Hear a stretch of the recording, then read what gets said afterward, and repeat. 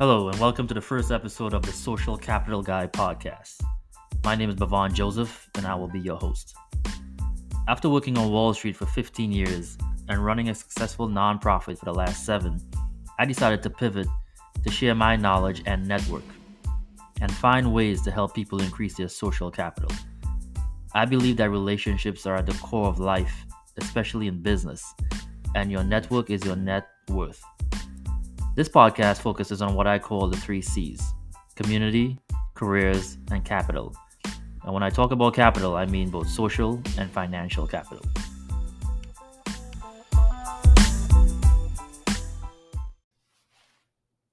Welcome, everyone, to the first episode of the Social Capital Guy podcast. I am your host, Bevon Joseph. I want to first begin with the definition of social capital. The term social capital refers to a positive product of human interaction. The positive outcome may be tangible or intangible and may include favors, useful information, innovative ideas, and future opportunities. Social capital is not held by an individual, but instead appears in the potential between social network connections between individuals. In this first episode, I will go into my story as an example of what can happen when someone is able to increase their social capital exponentially. I have met a ton of people throughout my career on Wall Street, where I spent 15 years working at banks, stock exchanges, hedge funds, and investment firms, and the last 7 years running one of the fastest growing nonprofits in the city of Chicago. Along my journey, the people who have opened doors for me and introduced me to some amazing opportunities and relationships, all of which greatly accelerated my career in finance and especially my entrepreneurial endeavors. I am now connected to folks across the board in finance and in other industries. These are all people that I can now call on and say, hey, I'm starting this new venture, or would you like to participate? Or can you help me find this young person an internship or a job? The thing that I've learned and that I tell entrepreneurs and students is that your network can open up doors for you that your college degree just can't. And it's not always about what you know, but who you know. This podcast is very special and personal to me because I have experienced firsthand the power of increasing and growing my social capital.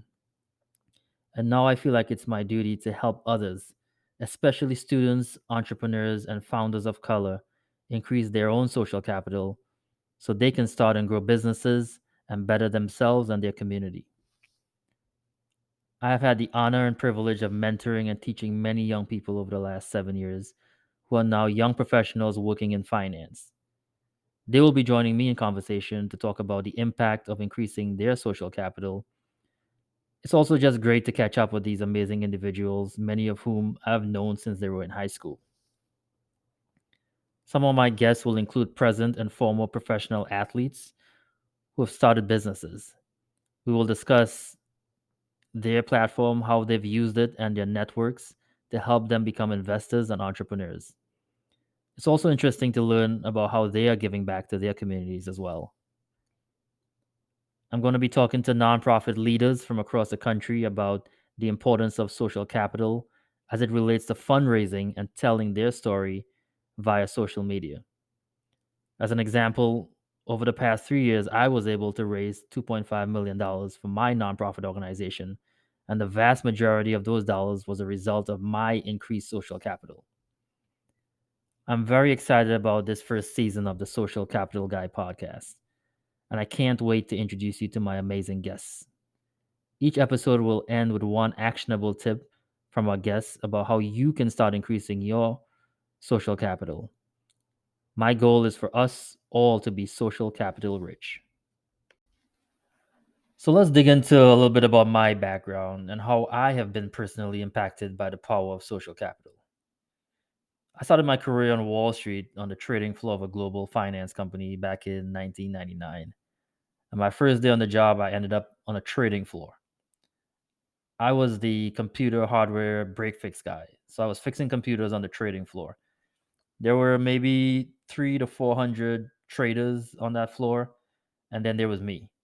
Had no idea what the stock market was, what stocks were, investing, trading, but I was fascinated by the environment that I was in, and I wanted to learn as much as I could about what was going on around me. I grew up in Trinidad and moved to the US after high school. I had no one in my family who had been in finance or could talk to me about the stock market or investing, so this was all brand new to me. So, what did I have to do? I made friends with traders and folks on the floor, and they were actually very welcoming and open to teaching me about the markets and trading. And after a while, I got obsessed with the markets and about learning about stocks, investing, trading, and actually taught myself a lot of stuff. I also met people along my career journey who were born with vast amounts of social capital. So their dad or their mom or somebody in their family worked in finance. They were traders, investment bankers, stockbrokers, etc. And so these individuals grew up knowing what the markets were and investing and trading because they were talking about those things at a dinner table every night. I didn't have that circle of people around me to teach me about these things. I believe that kids can be what they can see. So that's why social capital is such an important thing for everyone, especially from a young age. If you're a young person trying to break into finance, for example, and you don't have anyone in your network who can educate you and expose you to careers in finance, your career path and journey might be very difficult compared to someone who has a relative or friend who works in finance. My advice for young people is to find someone who's doing the thing that you want to do and get close to them. Have them become your mentor if that's possible, or just follow them on LinkedIn and see their career path and journey. For me, social capital was critical and it accelerated my career on Wall Street. I went from that kid on the trading floor in 1999 fixing computers to the CTO, Chief Technical Officer, of a $3 billion hedge fund 15 years later. The world that we live in is all about connectivity to others. And I strongly believe that relationships are at the core of everything we do in life, both personally and professionally, especially in business. And for entrepreneurs and founders of color like myself, who are not born with a great deal of social capital, it is even more imperative that we double down on networking.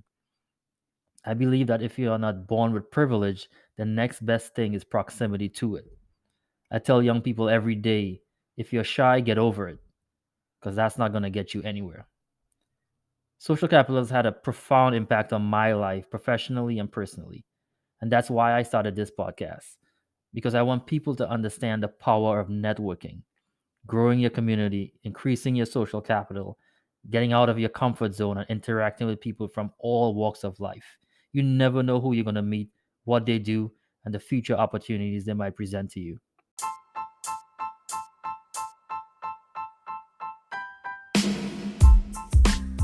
So in this first episode slash trailer, this is just a preview of things to come and is meant to lay the foundation for the other things I will be talking about. I hope you're going to join and tune in to this season. It's going to be a very diverse and very interesting list of guests. I'll be talking to past students of mine, former and present professional athletes, nonprofit leaders, venture capital and private equity professionals, corporate leaders, and other interesting people. I'm beyond excited for season 1, and I'm glad that you're with us. Remember, your network is your net worth. Let's all get social capital rich. TikTok.